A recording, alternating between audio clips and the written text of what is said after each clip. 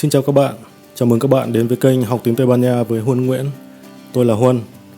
Hôm nay tôi sẽ trình bày với các bạn bài học đầu tiên trong loạt video về kiến thức cơ bản trong tiếng Tây Ban Nha để giới thiệu đến các bạn một số thông tin sơ lược và bảng chữ cái của ngôn ngữ này nhé. Tiếng Tây Ban Nha có nguồn gốc từ ngôn ngữ Latin của đế quốc La Mã khi họ bắt đầu xâm chiếm bán đảo Iberica trong khoảng thời gian từ thế kỷ thứ 3 đến thế kỷ thứ nhất trước công nguyên. Bán đảo Iberica chính là địa phận của hai nước Bồ Đào Nha và Tây Ban Nha ngày nay. Trải qua nhiều thế kỷ pha trộn giữa ngôn ngữ Latin cổ và ngôn ngữ bản địa, vào giai đoạn từ thế kỷ thứ 9 đến thế kỷ thứ 13, tiếng Tây Ban Nha bắt đầu hình thành nên sự đặc thù riêng của mình và có cấu trúc tương đối vững chắc và là tiền đề cho sự phát triển của tiếng Tây Ban Nha hiện đại ngày nay. Vào năm 1492, ông Antonio de Nerbija từ Đại học Salamanca bắt đầu phát hành phiên bản đầu tiên của cuốn ngữ pháp tiếng Tây Ban Nha, đánh dấu một bước quan trọng trong việc hệ thống hóa ngôn ngữ Tây Ban Nha. Trong thời kỳ từ cuối thế kỷ 15 đến cuối thế kỷ 18, sau hàng loạt các cuộc tấn công xâm lược của đế quốc Tây Ban Nha đến các miền đất mới, người Tây Ban Nha đã mang theo ngôn ngữ của mình du nhập đến gần hết châu Mỹ và chỉ chịu nhường nhịn phần Bắc Mỹ cho đế quốc Anh vào cuối thế kỷ thứ 18. Ngày nay, tiếng Tây Ban Nha đang được sử dụng rộng rãi trên 79 nước, trong đó có 21 quốc gia sử dụng là ngôn ngữ chính thức, ước tính khoảng gần 600 triệu người dùng trên toàn thế giới. Trong đó, Mexico là đất nước lớn nhất với khoảng 125 triệu dân nói tiếng Tây Ban Nha, đứng thứ hai là Colombia với khoảng 50 triệu dân. Tây Ban Nha chỉ đứng thứ ba với khoảng 44 triệu người sử dụng tiếng Tây Ban Nha là tiếng mẹ đẻ. Đặc biệt tại Mỹ, quốc gia nói tiếng Anh, nhưng tiếng Tây Ban Nha lại được coi là ngôn ngữ chính thức thứ hai được sử dụng với khoảng 58 triệu người.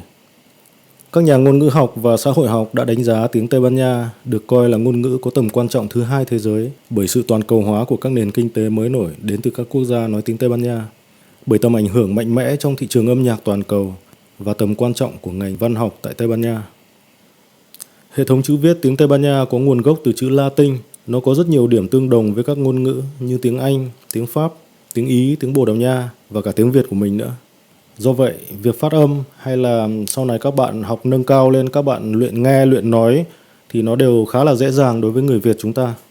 Ok, đây là bảng chữ cái của tiếng Tây Ban Nha, nó gồm 29 chữ. Bây giờ tôi sẽ đọc từng chữ một, các bạn hãy đọc theo tôi nhé.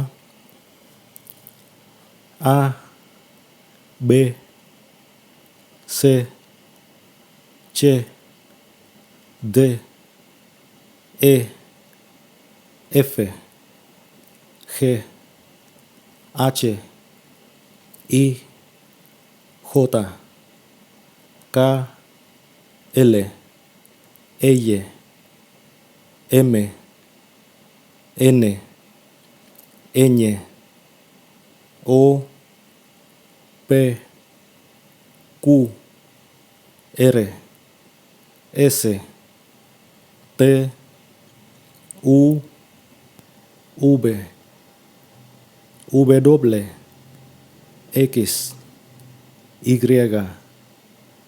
Z.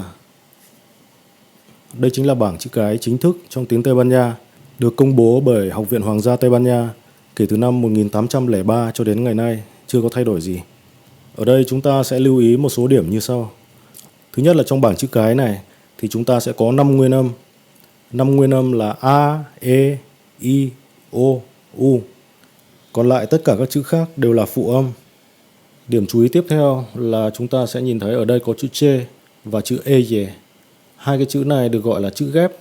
Trong tiếng Tây Ban Nha được gọi là một dígrafo. Một dígrafo có nghĩa là một chữ cái ghép và nó thể hiện một âm thanh đặc thù riêng. Thì trong tiếng Tây Ban Nha nó có một số các cái dígrafo khá là đặc thù. Tuy nhiên là Học viện Hoàng gia Tây Ban Nha mới chỉ công nhận hai cái dígrafo này là được nằm trong bảng chữ cái chính thức. Thế còn một số các cái dígrafo khác thì ví dụ như dígrafo R, chữ R này ở một số nơi khác còn gọi là double R hay là R double. Thì cái chữ này cho đến ngày nay vẫn chưa được công nhận chính thức vào trong bảng chữ cái. Ngoài ra còn một chữ nữa khá là đặc biệt. Chữ này là chữ E nhè. Chữ E nhè thì nó đại diện cho cái âm nhờ, giống như trong tiếng Việt của chúng ta có chữ nhờ, NH ấy, là chữ nhờ. Thì trong các ngôn ngữ Latin, ví dụ như tiếng Pháp, tiếng Ý, tiếng Bồ Đào Nha vân vân thì tiếng nào cũng có cái âm nhờ đó. Thế tuy nhiên là mỗi một ngôn ngữ thì sẽ có một cách biểu đạt cái chữ đó nó khác nhau. Thì trong tiếng Tây Ban Nha thì nó chính là cái chữ e nhè này. Nó được coi là một cái chữ mà nó mang tính chất tượng trưng cho ngôn ngữ tiếng Tây Ban Nha. Ok, đây là toàn bộ cách đọc tên của từng chữ một. Các bạn lưu ý đây mới chỉ là cái cách mình đọc tên từng chữ một thôi nhá, chứ chưa phải là cách phát âm. Để cho dễ hiểu thì tôi sẽ có một ví dụ như sau. Đây là một đoạn hội thoại. Elsa hỏi, ¿Cuál es su nombre?